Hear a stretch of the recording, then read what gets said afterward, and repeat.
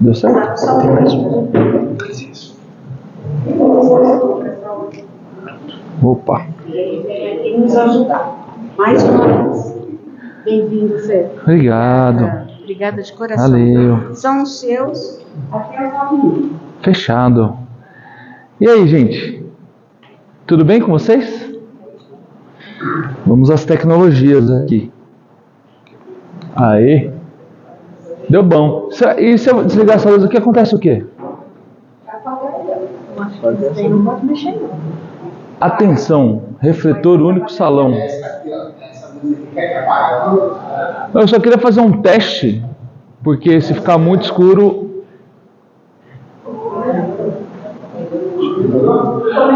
mas pode ser mais pra frente, não precisa ser agora não. É só que...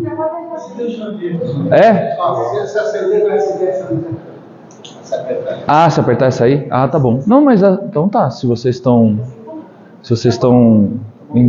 não estão confortáveis com essa luz, vamos embora. Agora melhorou.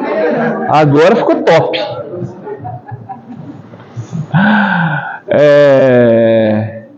Bom, nós estamos numa jornada aí, né? Da última vez que eu vim aqui, a gente falou de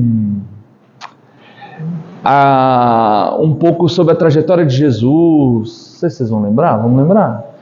Que eu usei muito um livro também, que era inclusive até uma peça, mais ou menos no mesmo final de semana, assim, quase como um recado divino para vocês irem na peça, há 2000 anos. E aí a gente falou um pouco da Galileia, do Mar da Galileia, como era fácil se movimentar. Estão lembrados, não? Não. A cara de vocês, assim, tá passando uma verdade. Faz mais, bem mais.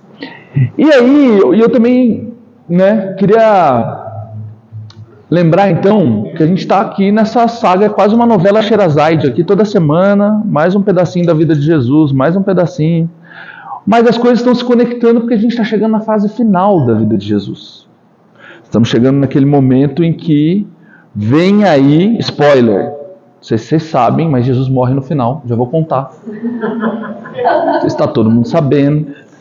E a gente já chegou muito perto dessa hora. Mas para as coisas começarem a culminar e fazer sentido, a gente precisa fazer alguns resgates aqui. E não é espiritual, é resgate de memória. Então, uma das coisas é que Jesus ficava fora de Jerusalém. Naquela aula a gente falou disso. Ele ficava lá na Galileia, ele ficava lá no Mar da Galileia. O Mar da Galileia era top. Por quê? Porque ele pegava o barquinho de Pedro e companhia, e aí no Mar da Galileia, que não é um mar, é um... também conhecido como lago, muito bem.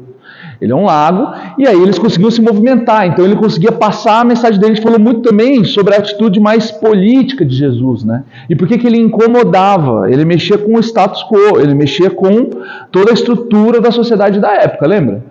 Porque lá tinha, agora eu vou para outra aula mais lá atrás, tinha os fariseus, e quem eram os fariseus? Eu vou... Está no segundo teste? Deixa que o terceiro eu faço. Vou colocar umas perguntinhas.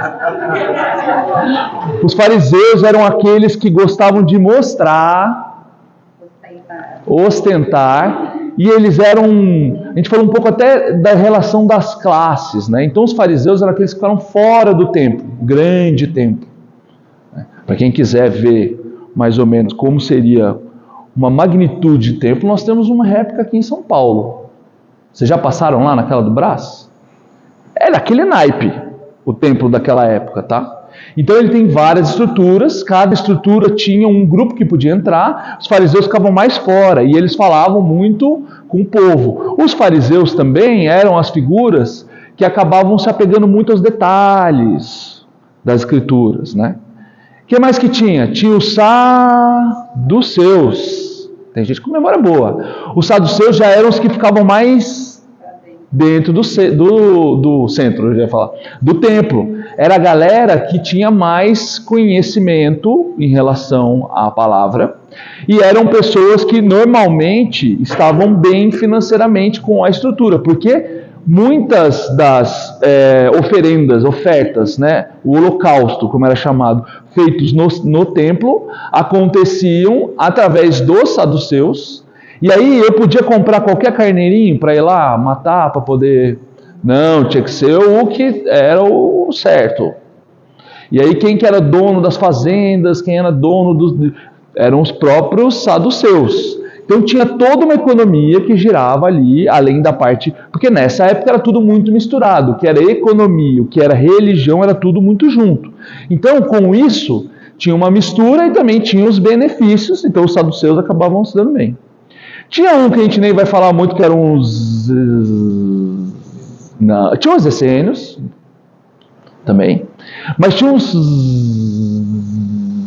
zelotes. Estou me sentindo uma aula de revisão, né? Atenção, aula de revisão. E os zelotes, enfim, não vão ser importantes para esse ponto da história, só estou testando a memória de vocês, tá bom? E aí, no episódio anterior, também conhecido como última aula, certo? Tivemos última aula aqui. O que aconteceu na última aula? O que aconteceu com Judas? Coitado do Judas. Entregou Jesus. Então talvez não seja coitado assim. Na última aula a gente viu que tem toda uma questão relacionada a Judas, certo? Sim, porque Judas ele considerava que ele estava esperando o quê? Estava esperando que Jesus ia daqui a pouco ia para cima. E aí vocês vão lembrar que Jesus, nesse ponto da história, ele já chegou lá no templo, montado num cavalo, num burrinho, mas isso gerou já um burburinho, porque Jesus já estava conhecido, muito conhecido, a ponto dos romanos e dos saduceus começarem a ouvir este burburinho. Então Jesus, começando a ter algum tipo de contato mais profundo com os ensinamentos de Jesus, o que ele falava e quanto ele ia incomodando o povo. Então, ali, o nosso amigo Judas, ficando meio, né, mas não é... Jesus mesmo falou que isso fazia parte da jornada dele, né, essa questão de algum momento ele ser preso. Então ele ficava meio na dúvida do que ele ia fazer, certo? Então, por que Judas traiu Jesus? Quando ele ficou meio nervoso com a situação, ele foi chegando lá no templo, né, para conversar com o pessoal. Ele é levado, porque o pessoal percebe que ele está nervoso, ele é levado. E aí, num lugar mais tranquilo, ele começa a então ser convencido a continuar o delito dele de delatar Jesus. Então, por que Judas trai ele? Porque está nas escrituras, ele mesmo disse. E aí você se lembra, outra coisa que a gente falou, Jesus faz um monte de coisa para confirmar as escrituras. Então, os judeus esperavam que viria o Messias. E eles sempre esperavam com um monte de situações que tinham acontecido. Era quase um checklist, um bingo. O bingo do Messias. Ele tem que nascer assim. Vai acontecer tal situação. Ele vai entrar no templo, em cima de um animal e tal. Só que Jesus sempre subvertia, né? Então, vai entrar no templo em cima do animal. O pessoal fala, vai vir, Beto Carreiro. Não. Ele veio no burrinho, porque ele estava sempre mostrando quebrando a expectativa em relação àquela magnitude, porque os judeus tinham a memória muito forte do que Moisés e toda aquela força daquele Deus tinha, né? Então eles esperavam coisas muito grandiosas, e Jesus ali quebrando expectativas. Então, quando ele fala, próprio Jesus falou que estava nas escrituras. Cara, talvez eu esteja ajudando aqui. Às vezes a gente faz isso, né? Às vezes a gente usa uns argumentos assim, só para, né? Tô com fome, tudo bem eu comer um Big Mac e mais não sei o que, mais não sei o que. A gente vai se convencendo das coisas, né? E aí outra coisa era que os saduceus falaram assim, vamos evitar o tumulto, porque como estava próximo da Páscoa, os judeus teriam que ir até o templo 3 vezes no ano. Uma dessas vezes era a Páscoa. Então havia toda uma mobilização das pessoas indo até aquela região para poder participar das festividades da Páscoa. Com isso, aumentava e inchava a região, e aí começava a gerar tumultos. E quem que não gostava de tumultos? Os romanos.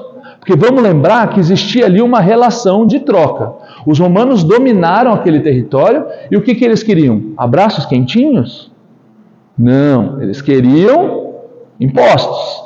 E aí eles não se metiam na religião. Então, ó, fica aí vocês com a religião de vocês, desde que vocês me paguem certinho e não me criem confusão. Certo? Quando começa a ter muita gente junta, isso começa a passar uma mensagem ali de possíveis problemas. Então eles ficavam sempre mais preocupados quando começava a juntar muita gente. E aí, uma das questões também é que Jesus era um potencial, um catalisador ali, o efervescente para gerar confusão, justamente porque se tinha essa expectativa de que ele ia fazer alguma coisa justamente por ele ser o Messias que tanto se esperava. Então, um outro ponto é, se a gente evitar tumulto, a gente resolve esse problema, porque os romanos a qualquer momento podem resolver, porque era uma relação muito instável. E aí a gente não precisa matar Jesus, a gente só quer tirar ele de circulação, que é um nome diferente para matar, né? Mas a gente só quer tirar ele daqui, não se preocupa, Judas, né? E aí tinha a tal das 30 moedas também, as famosas 30 moedas, que não eram apenas uma compensação, mas também era um incentivo para que Judas fugisse. Então, era um meio dele sumir dali, rapidamente, para que ele também não tivesse que enfrentar a situação de estar traindo o mestre e tudo mais. Certo? Lembramos? Top? Boa. Então, vamos voltar para a nossa história. Temos Pôncio Pilatos, famoso Pôncio Pilatos, o homem que nunca comeu sem lavar uma mão, não é isso? Que é a frase famosa dele, lavo minhas mãos. Não pegaram? Foi muito longe essa. O Pôncio Pilatos, vocês ficaram meio pensando, foi uma piada ruim, gente. O homem que nunca pegaria Covid porque lavava bem as mãos. Foi meio longe, foi bem ruim, né? Tudo bem. O Pôncio Pilatos, então, ele era o governador romano, ele estava chegando em Jerusalém para ficar ali durante a Páscoa, e ele estava preocupado com essa junção de judeus. E assim, com ele não tinha muita... Ele não ficava esquentando muito, não. Vai dar problema, a gente vai sair matando todo mundo, entendeu? Ele não estava muito afim de passar sufoco, tá? Do outro lado, nós temos Caifás, que era justamente o cara do lado judeu, né? Ele era o que simbolizava o poder ali de toda a estrutura social judaica da época. E ele via Jesus como uma ameaça à estabilidade do Sinédrio e à própria nação, porque por toda a questão que a gente já vem conversando nos últimos tempos, né? E aí ele também, porque a gente não pode ignorar todo esse lado político. Tinham pessoas que gostavam de Jesus. Jesus fazia coisas ali que movimentavam as pessoas, mexiam o coração delas. O que ele propunha era algo que não era material. Então isso movimentava as pessoas num campo mais de ideologia, de amor, de tentar fazer as coisas diferentes, de que não necessariamente eu preciso do tempo para me ligar a Jesus. Então para Deus, tinham várias questões que eram colocadas ali que acabavam dando gatilhos para que mexesse no status quo, mexesse na estrutura social da época. Com isso era ruim para eles. E aí eles sabiam que, cara, fazer uma prisão ao longo do dia, tal, ia movimentar negativamente, e o que eles não queriam era gerar confusão. Então ele estava preocupado com isso. Ele sabia que ele precisava agir com cautela para evitar qualquer problema. Beleza? E aí a treta qual é? Quando o Pôncio Pilatos fica sabendo dessa entrada triunfal, que Jesus era popular, ele começou a ver Jesus como um problema político, inclusive, né?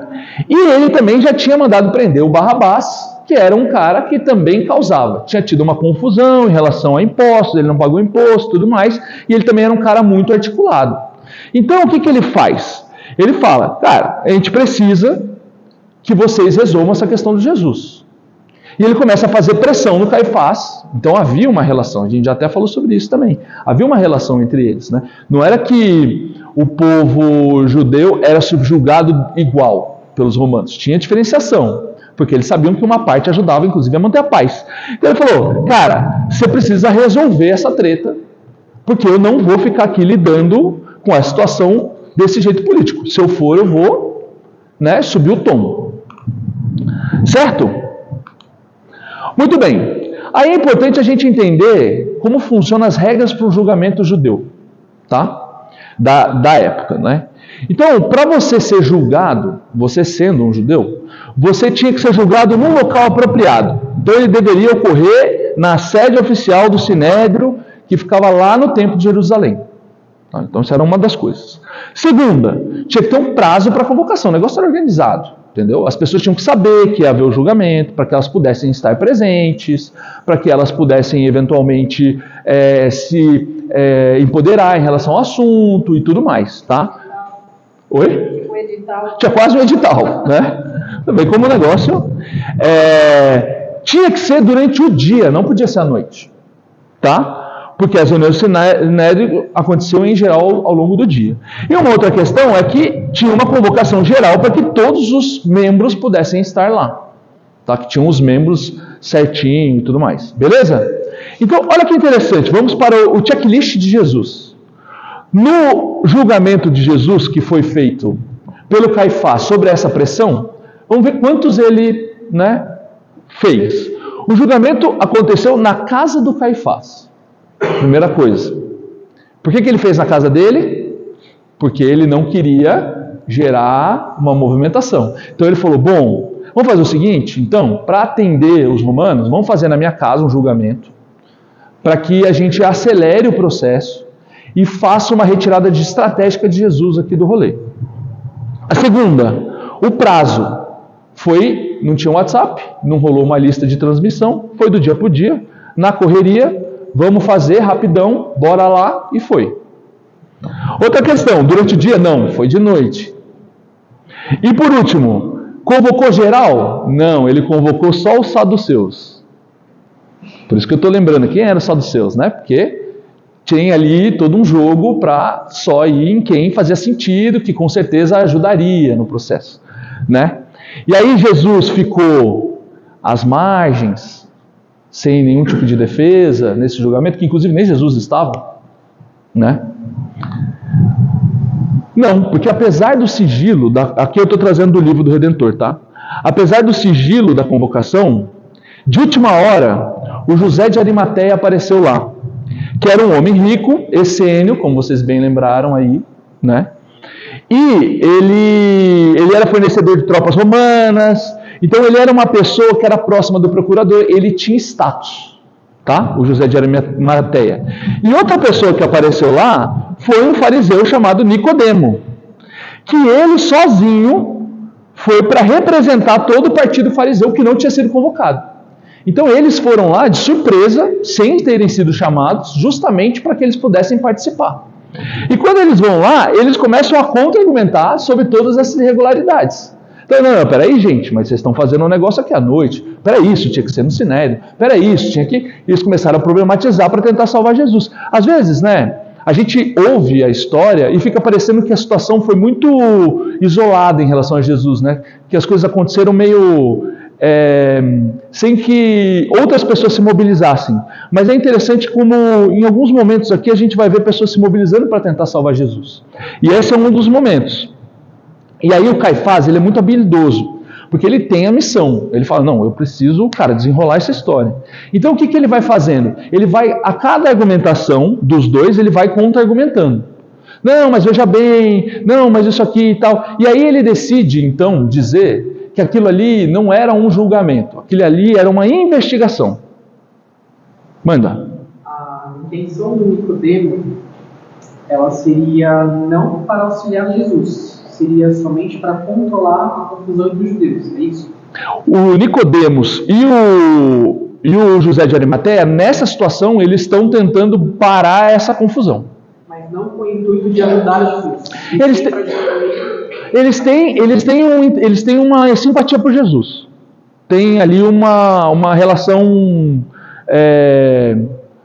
Claro que tem também ali um incômodo como está sendo conduzido, né? Mas eles têm uma simpatia por Jesus, pelo que Jesus fazia. A gente já assimila que é realmente prejudicar. Não, aqui eles estão tentando fazer com que... as coisas ficassem mais às claras. Entendeu? Só que aí, um dos argumentos mais fortes e que eu acho mais ilustrativo é que o Caifás vira e fala assim: olha, o Sinédrio está em perigo e é melhor que morresse um só do que todo mundo. Esse é o principal argumento que ele usa. E aí ele está com os outros ali muito junto com ele nessa decisão. Então, o máximo que eles conseguem ali é postergar essa situação, mas eles não conseguem parar ela de fato, porque já está tudo muito decidido. É quase que como um teatro, né? Boa.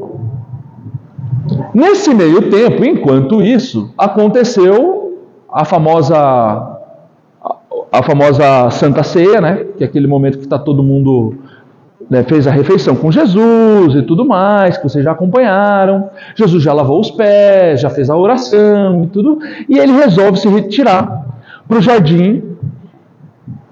E aí, eu acho que é Getsemane que fala,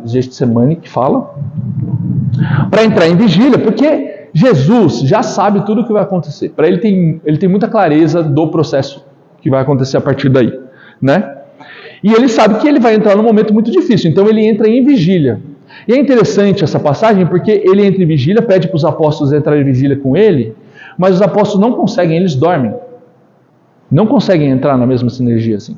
E aí Jesus, em vários momentos, chama eles: não, vamos gente, vamos aqui de novo, vamos lá, vamos tentar. E aí eles dormem de novo, etc. E aí Jesus, então, se retira para um lugar um pouco mais distante, mas ali ainda próximo, porque ele estava se preparando e ele, a todo momento, estava muito claro o caminho dele, né?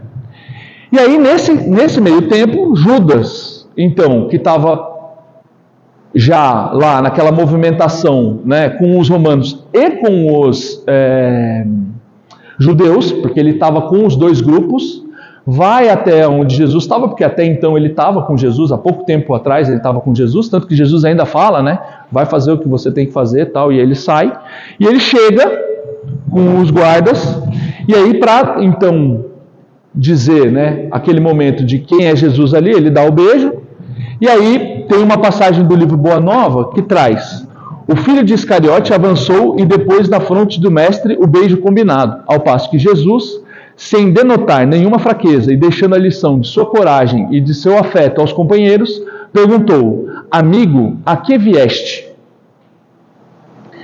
E aí isso pode passar meio despercebido. Essa é uma obra do... Posso pedir para você desligar a luz ali, como você fez da outra vez? Que acho que vai... Porque essa é uma técnica que chama chiaro escuro, ela é muito do claro e do escuro, de luz, e então fica difícil de enxergar, né? Mas esse Caravaggio, eu não sei se vocês tiveram já a chance de explorar, é impressionante o que esse cara faz. É claro que isso não é um retrato, tá, gente? Isso é de 1600, então é um bom tempo depois. Mas ele reproduz esse momento trágico, né, do beijo, e aí você consegue ver que ele traz aqui, né, uma mistura de soldados com judeus ali e tudo mais, né? E é interessante aqui porque ele faz questão, será que esse é o botão? Aqui. Ele faz questão de mostrar Jesus com as mãos entrelaçadas para frente, né? Porque é uma ideia de mostrar que ele não ofereceu resistência nenhuma. Jesus estava a todo momento disposto a seguir, né? Ele não ia lutar contra esse caminho que lhe era apresentado, né?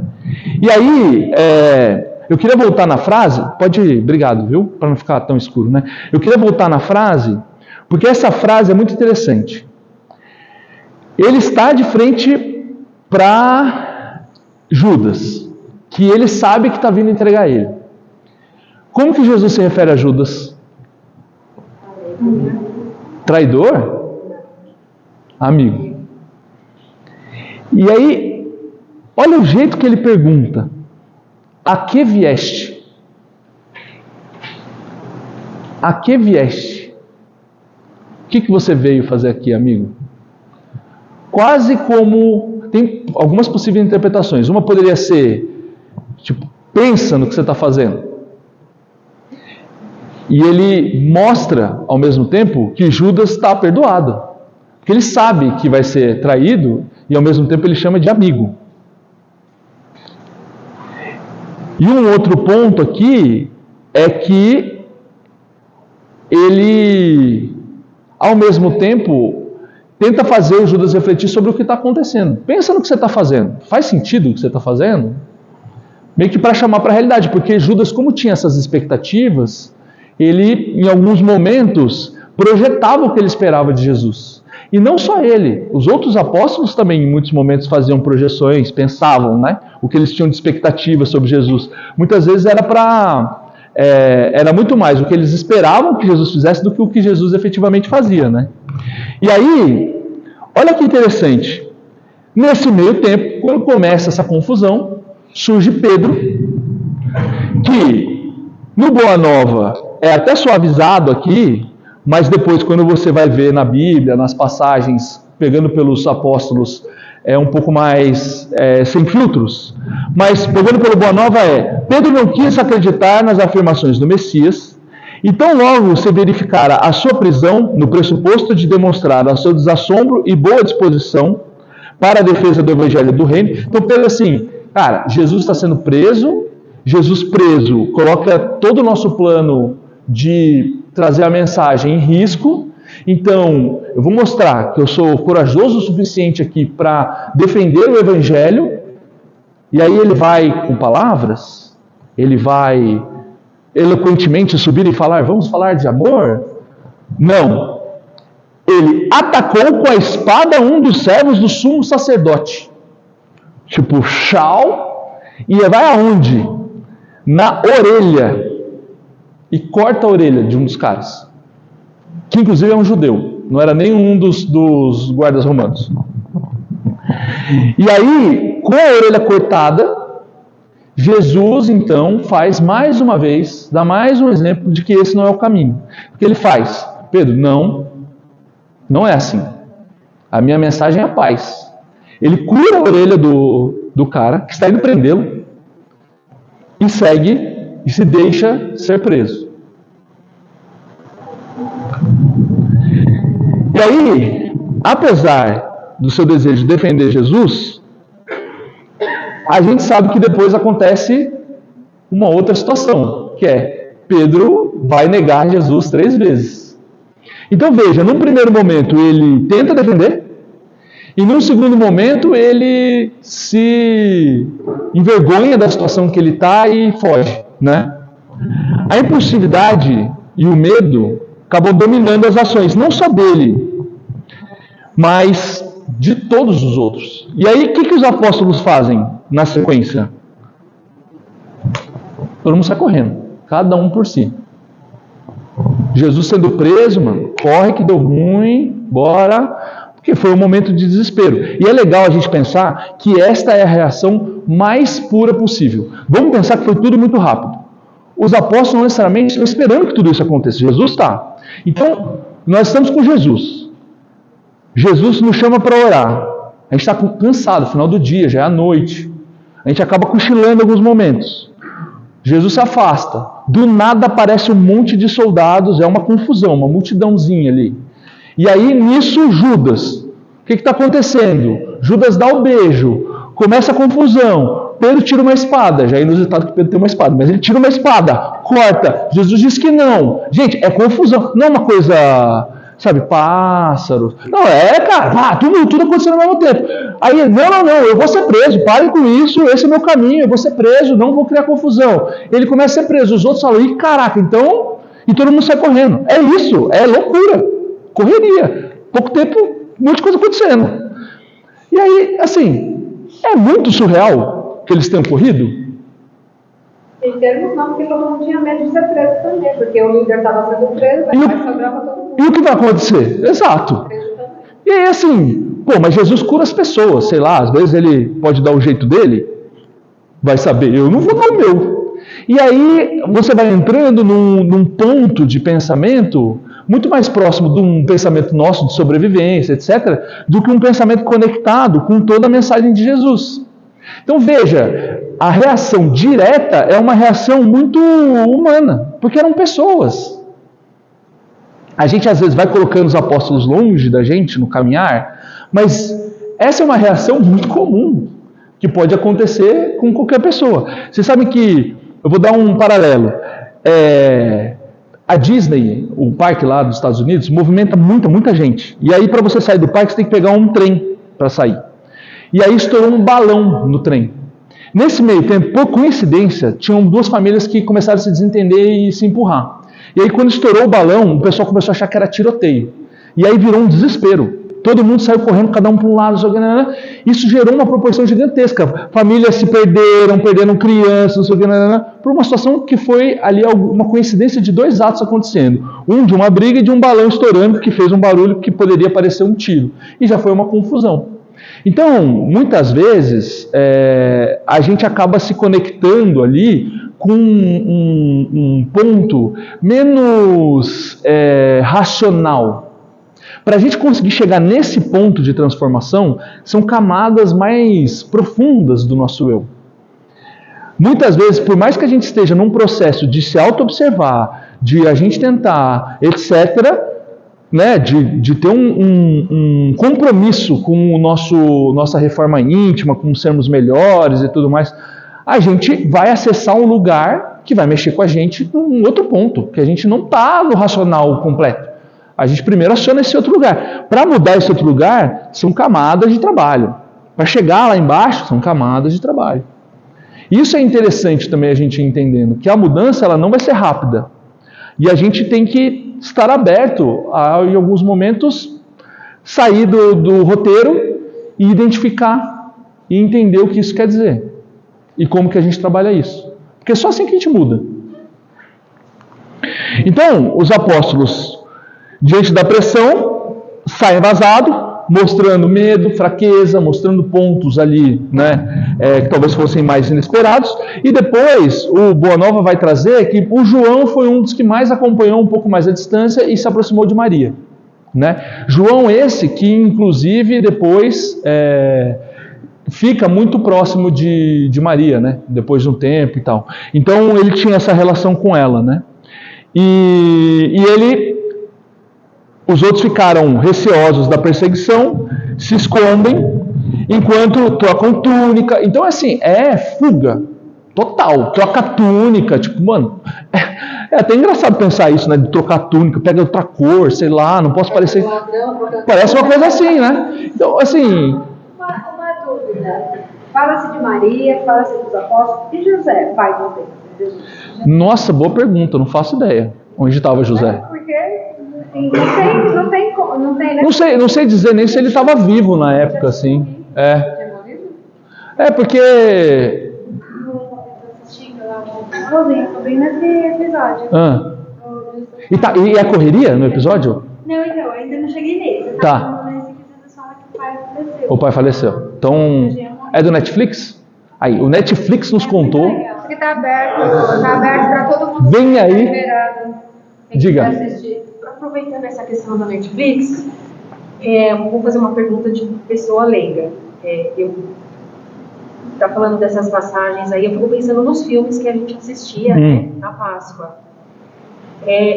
Tu vou um pouquinho à frente, que eu sou ansiosa. Naquela parte que ele está sendo dirigido à cruz, que nos filmes ele é torturado, açoitado, isso não vai contra o que o Caifás queria? Porque aí causa tumulto e poderia aparecer um monte de gente para defendê-lo. Isso os filmes não contam a realidade? Olha, quando a gente fala de realidade, é difícil, né? A gente precisar muita coisa considerando. O que a gente tem são vertentes. Eu vou contar um fato interessante. Eu peguei uma passagem, não me lembro exatamente qual era quando eu estava estudando para essa aula, e aí eu resolvi fazer uma busca. E eu puxei, 3 dos apóstolos falavam da mesma passagem. Uma pena eu não lembrar o que era. Mas 3 falavam. 2 falavam de um jeito e 1 falava de outro. Da mesma passagem. Porque foi escrito de memória as coisas. Não foi um negócio que assim, tá acontecendo, vou escrever aqui. Cada um conta o seu relato como acredita que vai acontecer. Então nós temos 4, sendo que Lucas ele foi fazer um estudo, quase um documentário, conversar com as pessoas para puxar as informações, então ele não viveu, né? E muita coisa é de memória de, cara, Claro que eles, com certeza, ficavam conversando sobre o que acontecia, repercutindo e tudo mais. Mas, antigamente, para você ter uma ideia, quando você vai ler Paulo e Estevão, já falei de Paulo e Estevão para vocês, Paulo e Estevão maravilhoso, tá? Eles copiavam trechos do que cada um tinha escrito, entendeu? Então Paulo copiava para ter ali, e aí passava para outros dos ensinamentos que eles iam lembrando e falando e tal. Rodrigo Silva, que é o pastor, ele é arqueólogo, ele fala que muita tradução foi feita errada, porque algumas pessoas escreveram de um jeito e na tradução traduziam... Tem mudanças. E também, se a gente fosse ficar se apegando no detalhe do detalhe, as coisas se perdem, sabe? É mais provável que... O que acontece é que houve um... Como foi toda a surdina... Mas até um ponto. Porque aí depois, como é que chega no Pilatos lá para ele lavar as mãos? Ele joga para o povo. Quem que vocês querem? Lembra? Então chega um ponto em que isso é externalizado, entendeu? Eles foram meio que lidando com a situação. Eles foram tentando segurar e ter algum tipo de controle, mas era tudo muito orgânico, assim. Fica parecendo que era uma grande conspiração, mas eles estavam seguindo o que tinha para ser seguido ali. Então, os romanos fazem pressão. Então, como a gente lida com essa pressão? É mais ou menos como é o mundo hoje, né? As formas políticas, como as pessoas colocam, tudo passa pelos contextos, né? O mais importante, e eu preciso ir caminhando aqui, é que a gente precisa ir notando que cada um tinha sua motivação nessa história. E aí, quando a gente olha para o Caifás, estou me adiantando um pouco, mas quando a gente olha para o Caifás e quando a gente olha para o Pôncio Pilatos, eles não queriam perder o status quo. A gente estava falando de poder.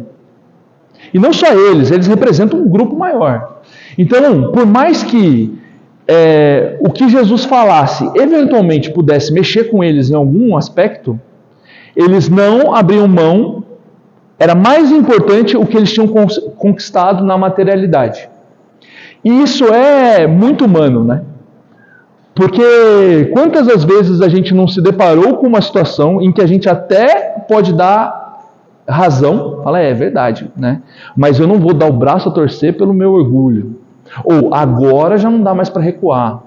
Ou eu já cheguei até aqui, eu já coloquei a minha vida toda, eu já vivi pensando que, eu vivi 30, 40 anos pensando que eu tenho que ter. E aí de repente começa a falar, não, vamos falar sobre ser, porque ter uma hora acaba e o ser vai continuar.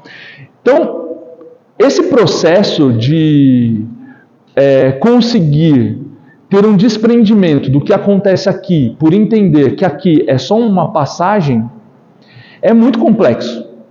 E a gente tem que considerar hoje que a sociedade que a gente vive, ela tem a mesma premissa, a mesmíssima. As pessoas continuam com as premissas do que existe, de o que elas precisam fazer para sobreviver, etc. E elas contemporaneizam, ou seja, elas relativizam muitas coisas, porque é para a minha sobrevivência. Então eu vou fazer uma coisa errada no trabalho, vou ferrar o meu coleguinha, etc. Mas não é que eu sou uma pessoa má, é para a minha sobrevivência, porque é importante, porque eu estou dentro deste contexto. Eu vou isolar uma pessoa e não ser receptiva a ela aqui neste ambiente, porque, porque é meu. A gente tem isso o tempo todo, porque isso reflete como nós somos os nossos defeitos. O meio faz você ser assim às vezes, né? Para ser aceito, o meio influencia, certamente, mas também o grupo é feito de indivíduos, né? Então a gente está aqui num grupo feito de indivíduos que escolheram trabalhar de uma forma diferente. E isso influencia positivamente cada um de vocês. Certo? Então quando estão por algum motivo desanimados, tal, e vocês ouvem um relato de uma pessoa falando, puxa, eu tive uma dificuldade, etc., e eu consegui vencê-la, e é muito importante para mim estar aqui. Isso, por mais que você esteja, de repente, no momento ali que você não está conseguindo ter o seu melhor desempenho no seu propósito, você vai falar, pô, legal que essa pessoa conseguiu, porque eu lembro que ela falou como era difícil isso para ela, e pô, isso é importante para mim, eu acho que eu me sinto bem lá. Às vezes a gente não sabe nem explicar, a gente fala, eu me sinto bem lá.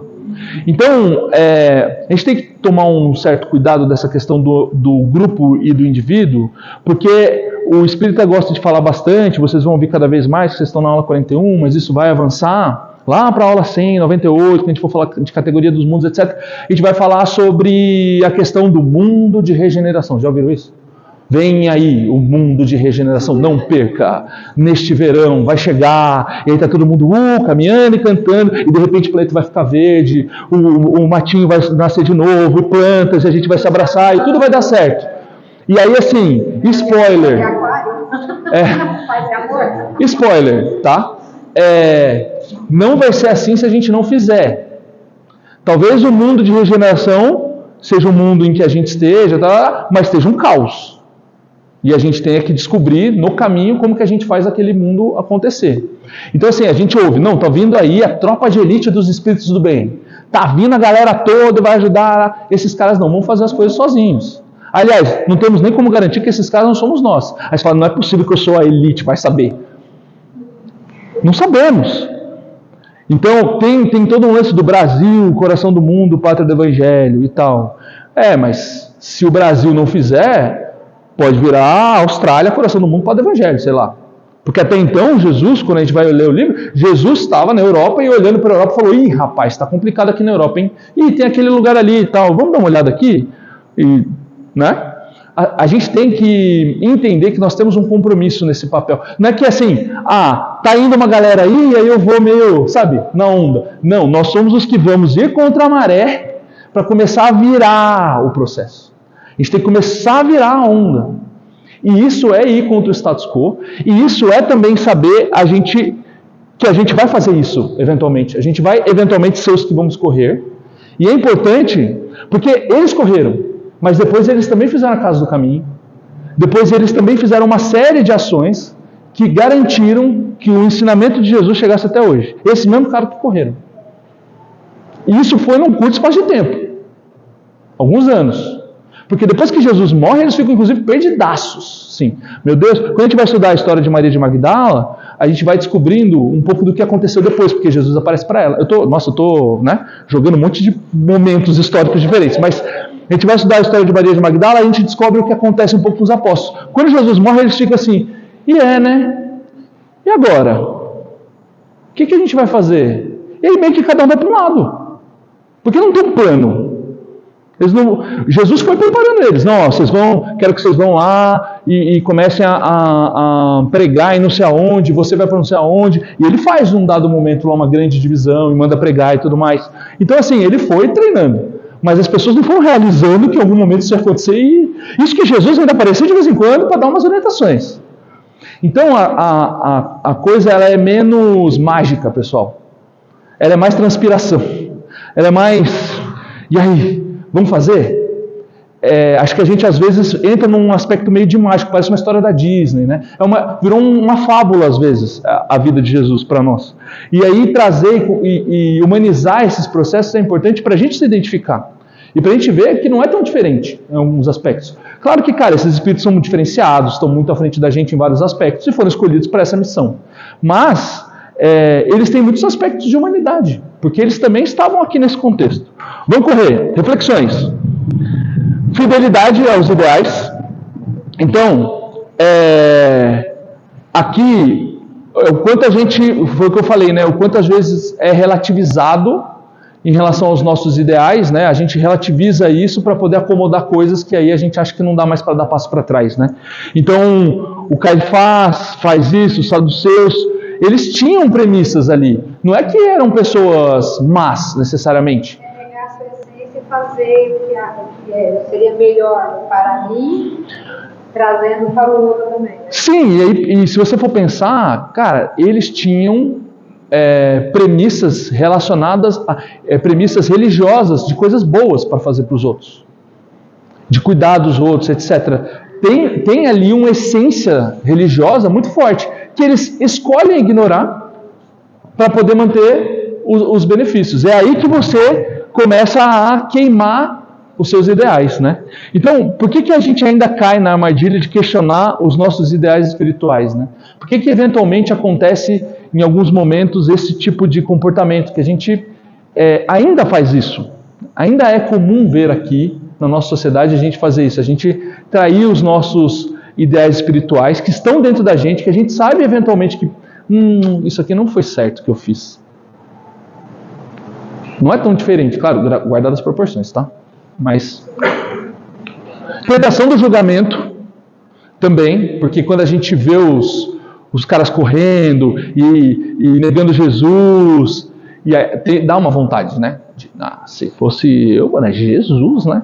Não sei se eu ia também entrar nessa, né? E aí tem uma fala no livro muito legal, que é: o homem do mundo é mais frágil do que perverso. Não necessariamente é maldade pura. É muito mais uma questão de fragilidade, medo, estar inseguro. Isso impulsiona, a gente não sabe o poder de muitas das coisas que acontecem que estão baseadas nesse tipo de sentimento. Não quer dizer que não tenha responsabilidade. Tem, porque ao longo do tempo e à medida que a gente vai evoluindo, e quando a gente olha um Chico Xavier, quando a gente olha alguns espíritos que a gente sabe que são diferentes, né? Não quer dizer que sejam do nível de Jesus, né? Dentro do caminho deles ali, a gente vê que eles reagem diferente já para algumas coisas. E é porque isso foi trabalhado. Então o medo está ali, mas foi trabalhado. Quantas vezes a gente vai ler a biografia de Chico, inclusive a do Marcelo Sotomayor, eu recomendo, que deu origem ao filme, muito legal. A gente vai vendo que ele tinha muito medo, que ele era muito inseguro em relação a muitas coisas, etc. Mas que mesmo assim ele fez, né? Por que a gente ainda resiste a um olhar mais gentil aos que estão do nosso lado, né? O julgamento ainda faz muito parte do nosso dia a dia. E a pressão dos interesses materiais. Então, eles foram impulsionados, o Pilatos e o Caifás, pelos interesses materiais e políticos. E aí, por que ainda é difícil resistir a nos colocar à frente das nossas próprias consciências, né? Por que em muitos momentos a gente ainda sofre e acaba tendenciando a ter um olhar mais material para as coisas? Certo? Cumpri mais ou menos, né? Falhei um pouco. Mas tentei. Você conta para mim onde você está tudo.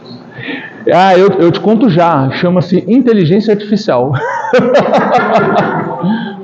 Jesus feito em crayon, né? Crayon com aquela caneta. Aí ele fez. Aí eu pedi para ele fazer. É tudo fruto da inteligência artificial, gente. Então, essas figuras são figuras oníricas, tá? Não necessariamente o José de Arimateia daquele jeitinho, o Pedro, isso tudo foi a inteligência artificial que imaginou. Obrigada, querido. Eu que agradeço. Obrigada de coração. Imagina, eu te devolvo, né? Não, o Rubens sim. Agora eu quero aqui na frente a Bruna.